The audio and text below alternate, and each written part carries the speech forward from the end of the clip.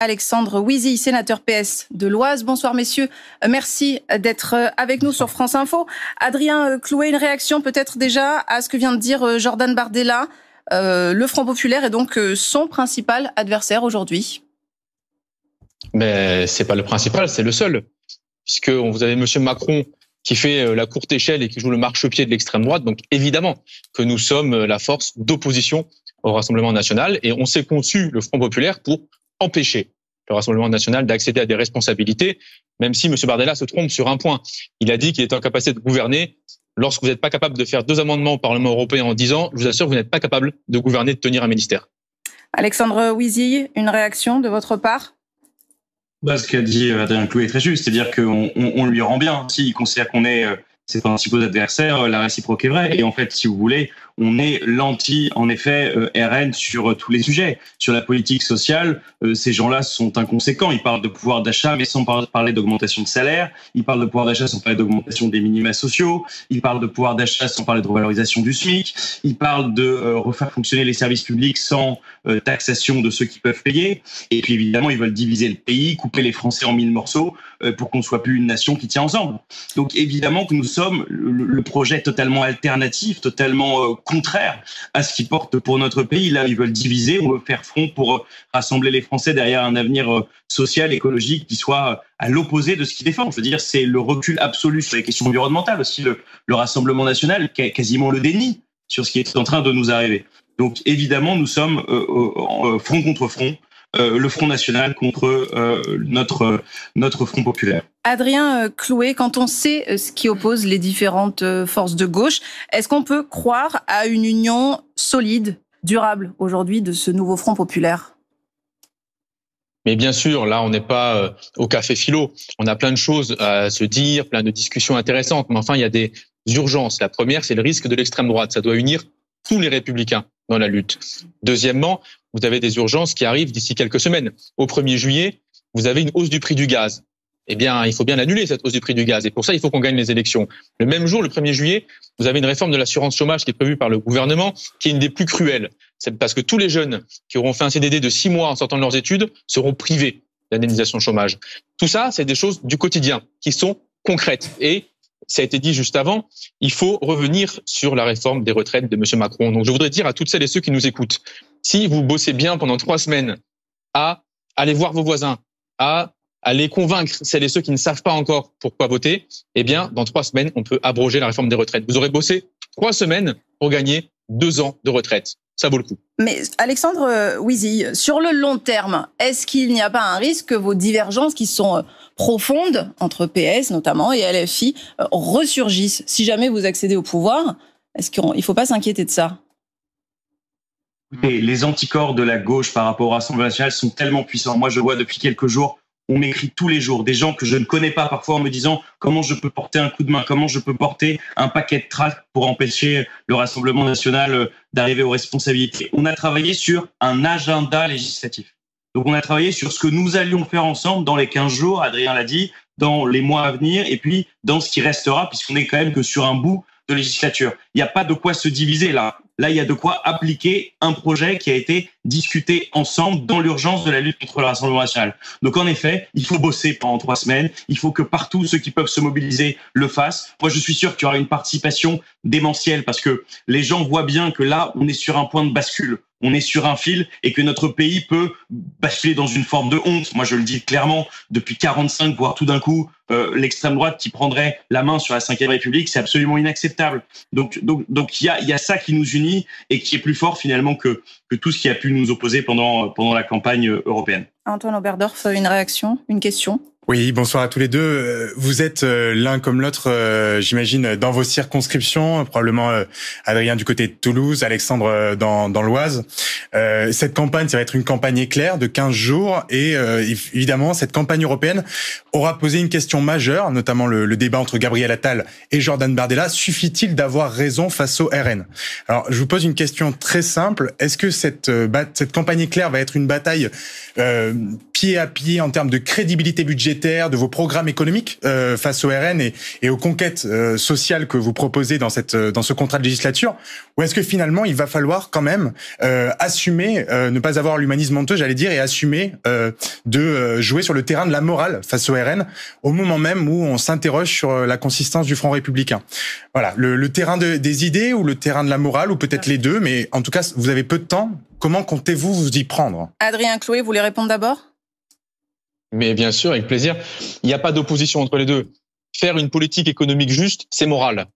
Aller faire payer les plus riches, les quelques milliardaires qui ont été gavés par 7 ans de macronisme, c'est moral. C'est moral à la fois parce que ces gens ont de l'argent à ne pas savoir quoi en faire, et c'est moral parce que une fois qu'on va le récupérer, eh bien, on peut faire tenir l'hôpital, réouvrir tous les lits qui ont été fermés.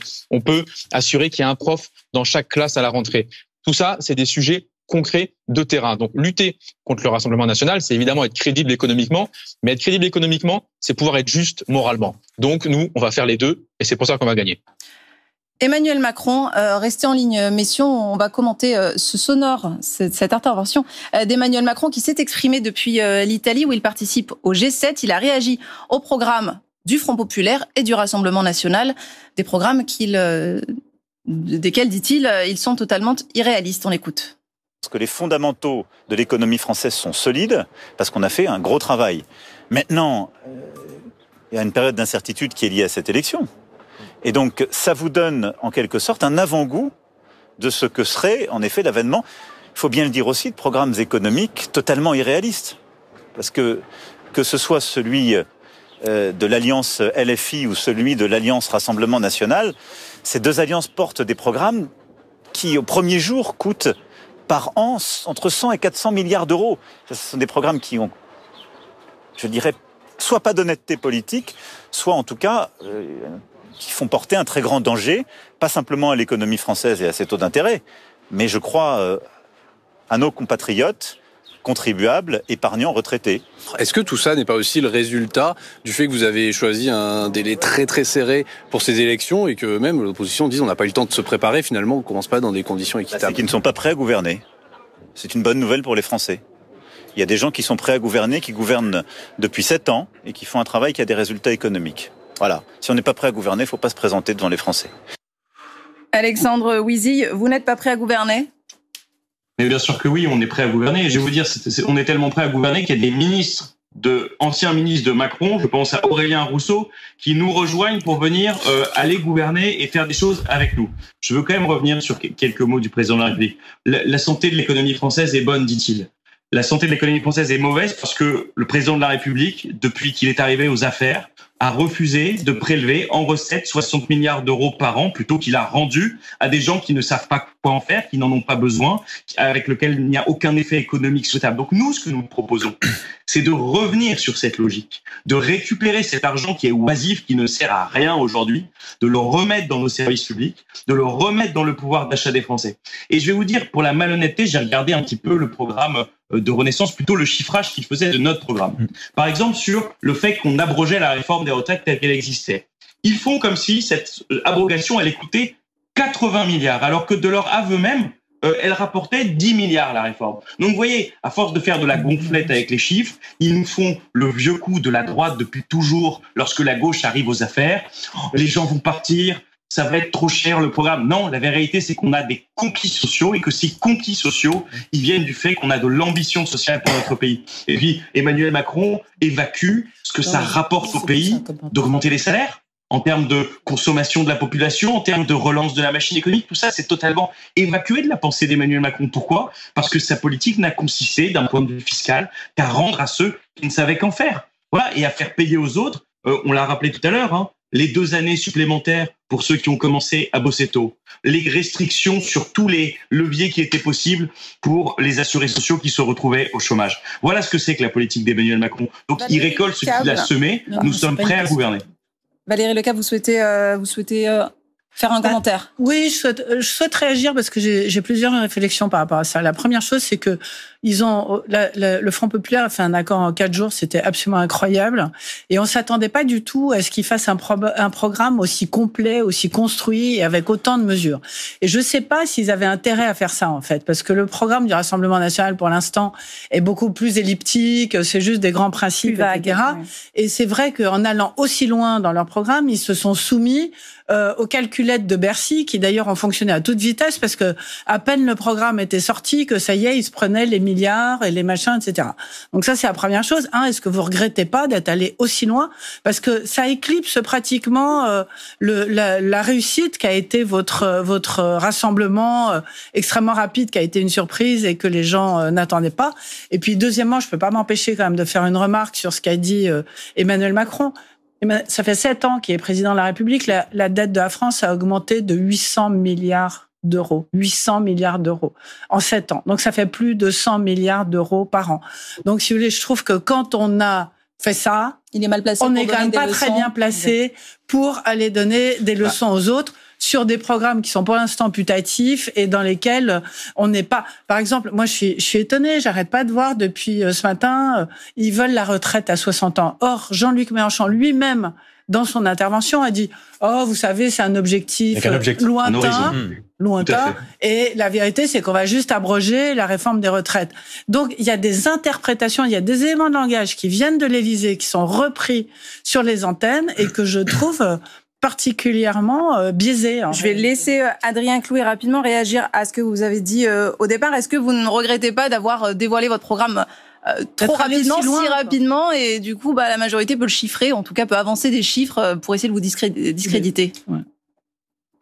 Non, je ne le regrette pas. De toute façon, on n'aurait eu qu'une seule ou 2 mesures, ils auraient dit c'est trop cher. Parce que la vérité, c'est que M. Macron est un grand bourgeois radin et que donner 10 centimes à des gens qui bossent, c'est toujours trop. Alors que gaver d'argent public des grandes multinationales, c'est jamais assez. Donc, quoi qu'on fasse, on aurait eu la même critique. Maintenant, la réalité, c'est que quand on va aux urnes, il faut être sérieux. Il faut dire aux gens concrètement qu'est-ce qui va se passer dans 1 semaine, 2 semaines, 3 semaines, 4 semaines. C'est ce qu'on s'est efforcé de faire dans ce programme. Parce que moi, je vais pas à une élection sans expliquer clairement ce que je compte faire, comment je compte le réaliser, d'où vient l'argent et comment la vie des gens va être changée réellement dans l'année qui vient. Michel Soudé, une réaction à ce qui a été dit tout à l'heure, évoqué l'ancien ministre de la Santé, c'est important de le préciser. Aurélien Rousseau sera candidat sous la bannière Front Populaire. Il avait quitté le gouvernement Borne en décembre après le vote de la loi immigration. Est-ce que ça, c'est un coup dur pour la majorité?